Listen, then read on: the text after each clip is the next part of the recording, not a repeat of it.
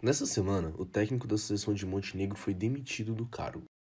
Essa seria uma notícia normal do cenário esportivo, se não fosse o motivo. O comandante montenegro, Ljubija Tumaković, é sérvio e se recusou a estar à frente da equipe em jogo pelas eliminatórias europeias contra Kosovo, assim como 2 jogadores também decidiram não ir a campo, sendo eles Filip Stojković e Mirko Ivanić, ambos jogadores do Estrela Vermelha, da Sérvia. Jornais montenegrinos afirmam que os 3 foram pressionados por torcedores de Belgrado a não disputar a partida contra os kosovares, cuja independência não é reconhecida pela Sérvia. Mas afinal, por que, em pleno século XXI, a questão de autonomia de um povo é tão polêmica? O pênalti político vem explicar toda a questão cultural e histórica envolvida na trajetória do povo kosovar em busca da liberdade. Os conflitos na região dos Balcãs, onde ficam Sérvia e Kosovo, são antigos, não são esquecidos e o futebol não escapa disso. As comemorações dos gols de Shaq e Shaqiri pela Suíça em um jogo contra a Sérvia, em plena Copa do Mundo, em que os dois realizaram, com as mãos, a águia negra de 2 cabeças, símbolo da bandeira albanesa, não foi em vão. E muito menos foi em vão a confusão generalizada entre jogadores durante uma partida disputada por Sérvia e Albânia, em 2014, nas eliminatórias da Eurocopa de 2016, simplesmente pelo fato de um drone, com a bandeira albanesa, ter sobrevoado o estádio em solo sérvio, cuja torcida era única.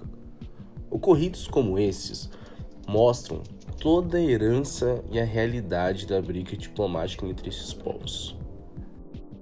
A região hoje, aonde se encontra a Croácia, Sérvia, Bósnia, Eslovênia, Herzegovina, Montenegro, Kosovo e Macedônia, antes era um país só, a República Socialista Federativa da Iugoslávia.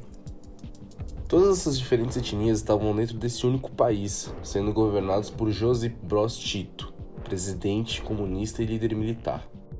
Tito foi um dos partisãs que impediu a ascensão do exército de Hitler e seus aliados croatas e sérvios ao poder, resistindo e os expulsando durante a Segunda Guerra Mundial. Se você já viu La Casa de Papel, você viu que existe uma música chamada Bella Ciao, que é exatamente uma música dos partisãs que expulsaram estes nazistas da região do leste europeu. O ideal do Tito de união entre as repúblicas da Iugoslávia foi capaz de manter a paz durante seu governo, seja pelo fato de que ele era um líder extremamente carismático, seja pelo fato de ele ter reprimido veementemente movimentos separatistas, sendo um ditador autoritário. Como qualquer pessoa, Tito faleceu em 1980 e com a sua morte, a Iugoslávia entrou num processo de crescente crise. O presidente passou a ser escolhido rotativamente entre as repúblicas, e movimentos nacionalistas passaram a ter voz dentro da Iugoslávia. A república passou a sofrer com a crise econômica que assolou os socialistas do leste europeu, e a guerra civil iugoslava começava a ter um terreno fértil para eclodir. Entre 1991 e 2001, uma série de conflitos na antiga Iugoslávia começou, e a Sérvia iniciou uma limpeza étnica, visando criar uma grande Sérvia. Os movimentos nacionalistas chegaram ao ápice, mais de 100 mil pessoas foram mortas e milhares tiveram de fugir, como Shaqiri e a sua família. Mas o que Kosovo tem a ver com isso? Kosovo tem a maioria da população de origem albanesa, e mesmo tendo feito parte da Albânia durante a Segunda Guerra Mundial, foi anexada à Sérvia quando a Iugoslávia se reintegrou. Ou seja, uma região cuja etnia é uma foi obrigada a fazer parte de uma república cuja etnia é outra, pois a Sérvia tem maioria cristã. Esse problema se evidenciou quando os nacionalistas sérvios chegaram ao poder da Iugoslávia e os kosovares declararam independência em 1991, assim como a Croácia. Entretanto, não houve reconhecimento ao Kosovo, ao contrário dos croatas. A situação piorou. Em 1998, o exército sérvio, sob as ordens de Slobodan Milošević, entrou em conflito contra o Exército de Libertação do Kosovo, uma guerrilha separatista de etnia albanesa. Em 1999, a situação foi além. A OTAN interviu, e bombardeou Belgrado, exigindo que Milošević aceitasse as condições de um tratado para a retirada do exército iugoslavo de Kosovo. Em 13 de junho de 1999, as tropas sérvias saíram do território kosovar e foi instaurado um governo provisório tutelado pela ONU. Apenas em 2008, após não conseguir alcançar nenhum acordo internacional, o governo provisório de Kosovo declarou a independência da Sérvia de maneira unilateral, sendo reconhecido no dia seguinte pelos Estados Unidos, França, Reino Unido e Alemanha. Mais de 80 países, como o Brasil, a própria Sérvia, Rússia e Espanha, não reconhecem a independência kosovar. As cicatrizes da guerra permanecem e o futebol não sai ileso.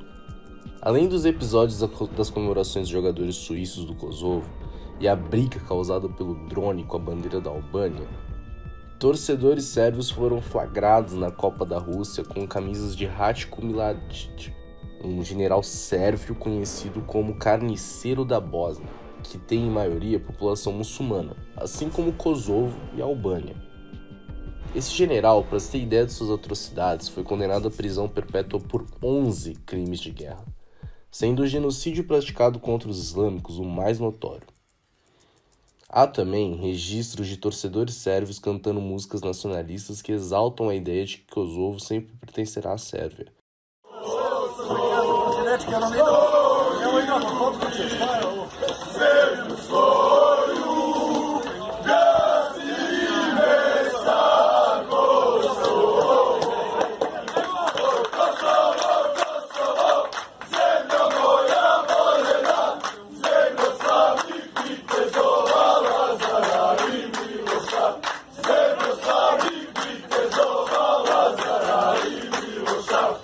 Além de toda a comemoração em Kosovo pela vitória da Suíça perante a Sérvia.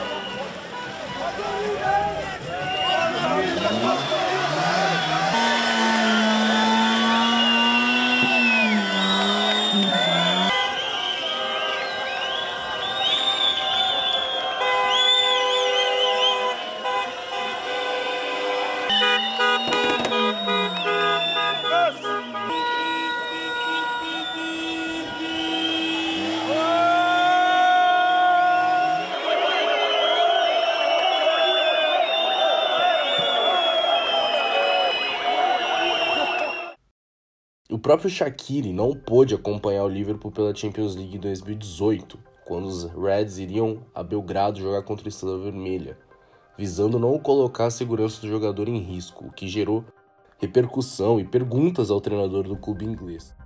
We have to cool the situation down because we cannot clarify that situation tonight, and it's not our job. We are in Serbia and we respect that with 100%. And I know it's not sad, that's the world how it is. Politics has always influence on life.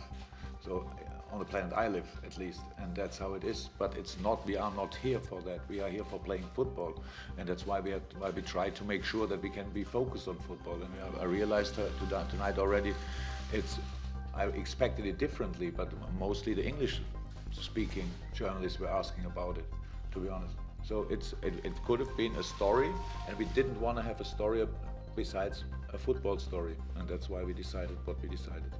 I do a lot of times in my life decision about a playing squad, a travel squad, and so far the players always accepted it. Assim como o Shaqiri, recentemente, o jogador armênio Henrikh Mkhitaryan também não pôde comparecer a uma partida de final de Europa League pelo Arsenal, pelo fato dela ser jogada no Azerbaijão, em Baku, com quem a Armênia tem conflitos diplomáticos. Ao contrário do que muitos pensam, futebol e política se misturam, e este caso no leste europeu não foi o primeiro, e muito menos o último. Por isso, nós estamos aqui. A ideia de que o futebol é híbrido tem que ser desmistificada. O futebol é da gente, do povo. É sociedade e é reflexo. Afinal, a marca do pênalti não é apenas feita de tinta.